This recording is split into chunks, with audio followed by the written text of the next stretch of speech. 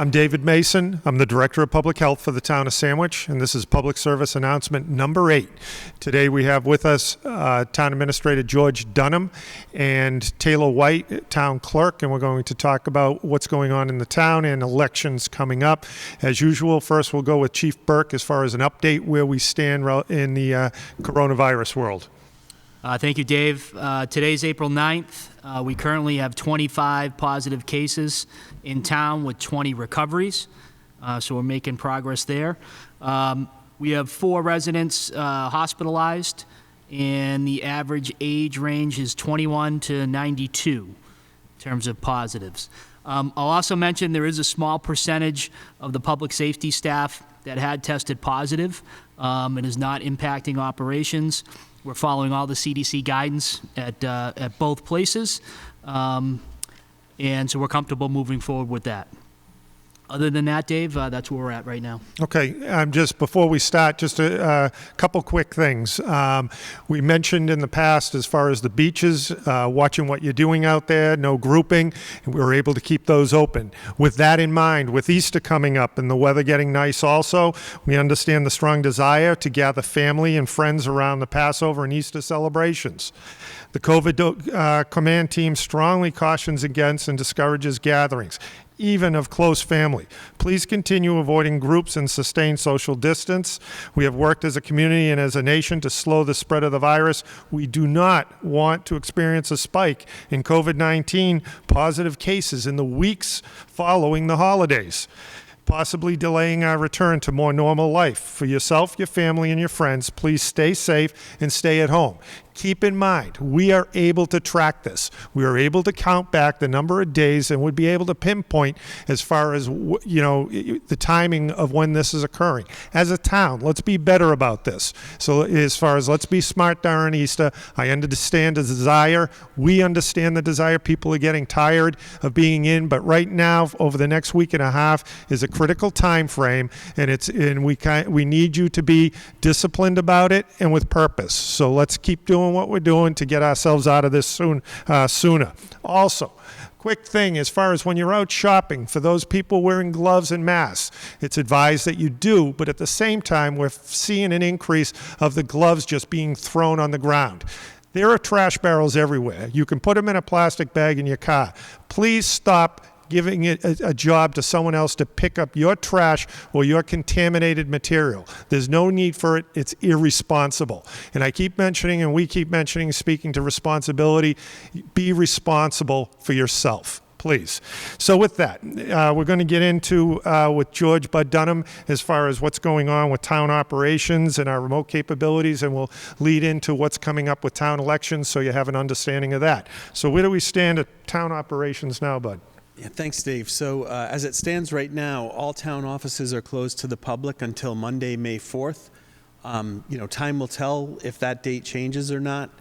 We've been following a lot of the state guidance from Governor Baker and his administration, and they've been doing a really good job in terms of keeping us informed of any time there's a change. And then our command team, again, we're meeting every single morning, including weekends. And we touch base, and usually the day after we hear any news from the state, we'll carry that out for the town operations as well. Okay, and one of the things the town, we've had other department heads in, and the town's been operating remotely, and it's been working well thanks to? Yeah, I was going to say, I think for the most part, obviously the offices are closed, but I think a lot of our regular operations are still able to move forward, and hopefully we haven't skipped a beat on a lot of that. And that's really because of the remote participation capabilities that our information technology or IT department has set up for us. And it's the people that usually operate behind the scenes, but I should probably single them all out. Mike Toomey's our director. Then we also have Tammy Wise, Dave McNeely, and Angela Hurwitz. The last 2 work part-time, but have really been going above and beyond, helping us with the website, helping Assistant Town Manager Heather Harper anytime we issue press releases or these PSAs go out. They're helping us get those out to the public.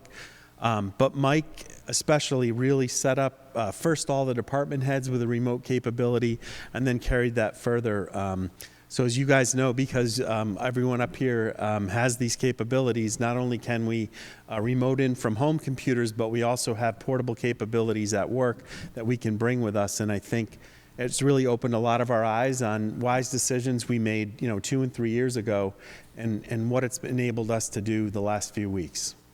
Fabulous. So with that too, with that planning that has occurred, which leads us into town elections with Taylor. So at this point, we do have an election coming up, and the date of that is, and how that occurred. So just it's sort of telling that this happened to hit when a lot of our major operational decisions, as any community in the Commonwealth, get made. Usually in the early spring. So if I went in chronological order, as the public may know, we had scheduled a special town meeting for March 23rd. Things were getting worse around that point, and so the town moderator, Gary Blank, wisely moved the special town meeting to Monday, April 13th. And then the new edicts came out from the state where really we could not be meeting in large groups, only in groups of 10 or less. And so as of last Thursday night, the Board of Selectmen voted to completely cancel that special town meeting that we had scheduled. Any articles that still need to be voted on can be added to the annual town meeting warrant.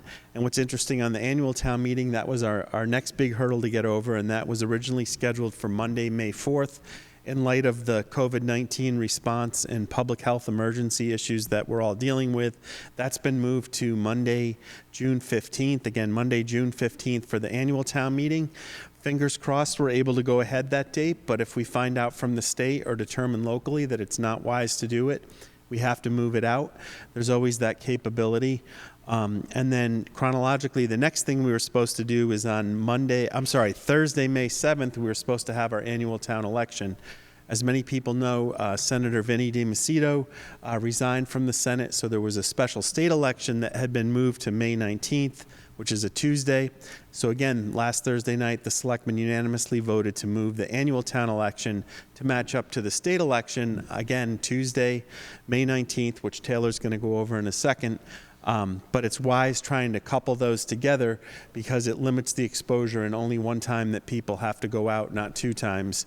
And in addition, just thinking ahead, if for some reason the state moves the special election again, most likely the selectmen would vote to piggyback on that and match those 2 elections up again if it gets moved. But hopefully things are starting to come back to normal by then, but only time will tell. So it's still a moving target. We're planning for these dates, but with the chance that it may move out. So how's that going, Taylor, as far as getting those up and running, and what will be put in place to for people to vote to keep that moving forward?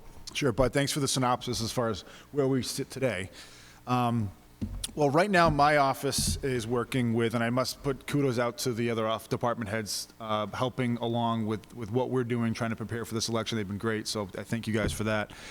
We're kind of in the process right now of just setting up for the May 19th dual election that we'll be having, the process and how we're going to have voters come in. Ideally, we'd like to have a very limited number of voters come out on election day. We realize we're going to get some of them. But with that said, we're making a giant push right now to have voters vote through the mail. The legislature has approved measures that allow for early voting, not in-person early voting, but mail early voting. The town's website, the town clerk's portion of the page, right at the front of the page, has applications for anyone who's interested for both the You have to fill out a separate application for each election. I know they're held in the same day, but unfortunately you're going to have to do separate applications, one for the local town election and then one for the special state election. Those can be filled out. They can either be emailed to our office, the information is up here, or mailed to the office or dropped off at the office. We have a lockbox out in front. People can do that. As soon as we receive those, we will mail early voting ballots to any voters who choose to use that. We're encouraging people that want to participate to do it that way, to tell your friends and neighbors if you're going to be voting in this election to do it this method. With that said, we realize that not everyone's going to do that, and we're going to have to prepare for people to show up on election day. As of today, we plan on having normal operations at the polls, all 3 polling locations, the Wings School, Precincts 1 and 2, the Oak Ridge School, Precincts 3 and 4, and the Forest Dale School, Precincts 5 and 6. There will be a little bit of a different setup trying to go with the guidelines that we have currently in place. Those guidelines are very simple. We're going to be putting up plexiglass shields at the check-in and check-out table. So voters can anticipate that when they walk up to the check-in and check-out table, there's going to be plexiglass shields protecting both them and the poll workers working that day. The poll workers will be supplied with gloves and masks, again, per the recommendations of today. We are going to have hand sanitizer for the public available at both check-in and check-out stations, as well as a form of sanitizing wipes, which they can take with them. Once they receive their ballot, they can walk up to the voting booth and they can use those wipes to wipe the pens down, wipe the voting area down. We will have dedicated staff the entire day, also sanitizing in between voters, just to try to be as sterile as we possibly can. I was speaking to Brian Schlegel a few minutes ago, and he's actually going to have, I'm not quite exactly sure what it's called, but the fogging program is going to be done once we set up the polls. We set up the polls the day before, so in this case it's going to be May 18th. Around 4 or 5 o'clock in that afternoon, the person who does that desanitizing fogging operation is going to walk into the polls and completely sterilize them after we've set everything up. So when you walk in, people can be assured that it is going to be as sterile environment as we possibly can. Folks are recommended, it's not required by any means, but it's certainly highly suggested that they walk in if they bring their own masks, if they're gloves, if they want to wear them. We strongly suggest that. Any questions anybody has about the process, feel free to give our office a call. My office has been open the entire time. We're fielding phone calls and emails all day, 508-888-0340. We're there for you. We want to make the process as easy as possible. I think I've covered pretty much how we're going to do it on election day. But again, I just stress the importance of we'd love to have it where no one shows up at the polls on election day. Vote in the mail if you can. We have the ability. The legislature was nice enough to or had the forethought to allow for early voting, which is a simple measure. We send a ballot out. They vote it comes back, it's counted on election day. Our Board of Registrars count it in a secure central tabulation facility, so you can rest assured that your ballot will be counted.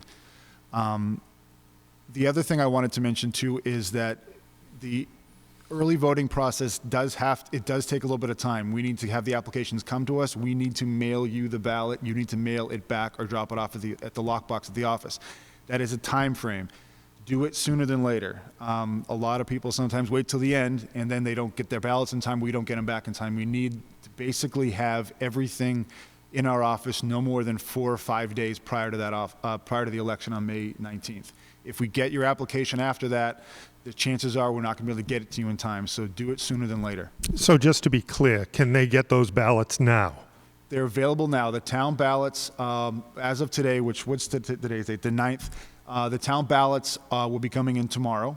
The special state election ballots are available now. So if any applications I receive after today, you will get your early voting ballot within a few days. Okay, so just to put something in mind there too with that, as far as Taylor really wants the mail-in ballots, this time of year, you're going to be queued up outside. In the past, you've been able to just walk in the building and wait, wait in a crowd. That's not occurring this time. You're going to be queued up outside waiting. And this time of year, the weather's variable. If it's raining, you are waiting outside. So either wait in the rain or do a mail-in ballot at this point. The other thing I didn't mention is we are going to set up at the polling locations on election day. We're going to mark the floor. Again, we're dealing with what the recommendations are right now, the 6-foot separation. We are going to mark the floor, and there'll be signage available. So when voters come to the polls, if they do, just try to make sure that you're respecting the 6-foot rule. We'll have it marked in the queue area and going up to the check-in and check-out table. So, very good, Bud. Yeah, I'm just going to add a couple other things that sort of piggyback on what Taylor said, and the state has given us some flexibility. It's fair to say that Massachusetts has some pretty arcane laws, and I think they've recognized with the type of emergency that we're dealing with so much uncertainty, they've given us a little bit of flexibility. But one of the things that I think the public will benefit from is we've moved our fourth quarter tax due date, which was originally going to be May 1st, out a whole month to June 1st. So again, fourth quarter tax bills don't have to be in until June 1st.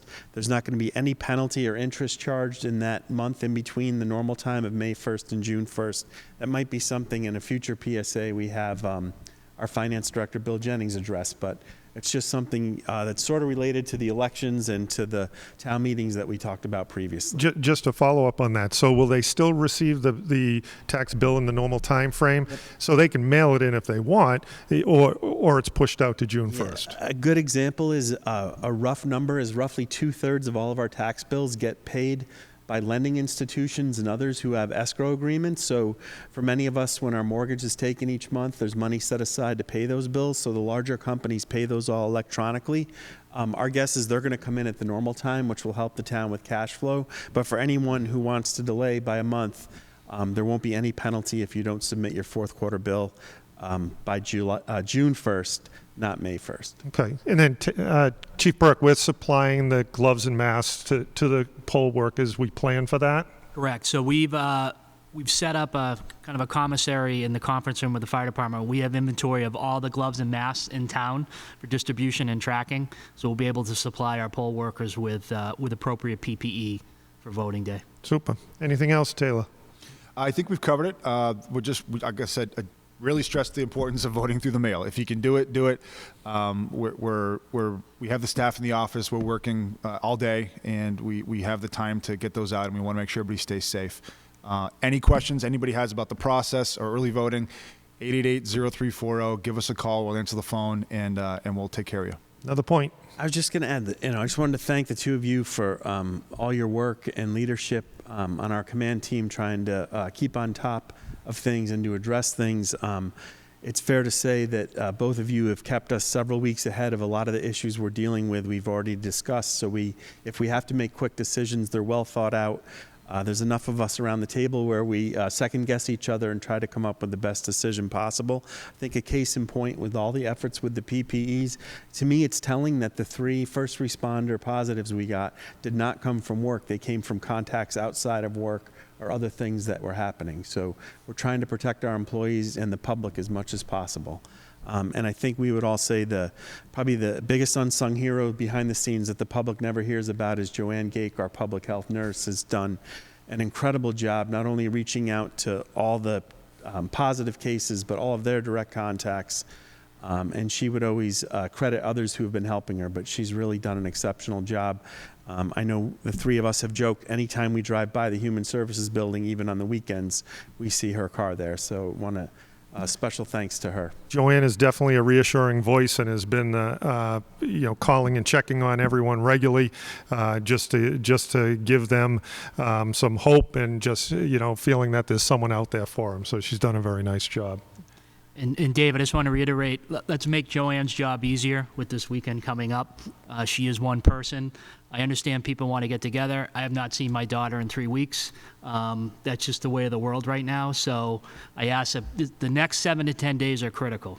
Yep. So not overemphasize that. If we can maintain our social distancing, we should see the workload start to decrease and be on the upswing. So resist the temptation if you can to gather. Your command team is doing that, and we all need to pitch in. Again, 7 to 10 days of continuing social distancing is not a lot to ask. In the grand scheme of things, it'll get us to where we need to go sooner rather than later. And we will. Anybody else have any thoughts? We're good? All right, so we'll wrap up on that note from Chief Burke. Be smart, be safe. Let's make our job easier also. Be responsible. Thank you very much.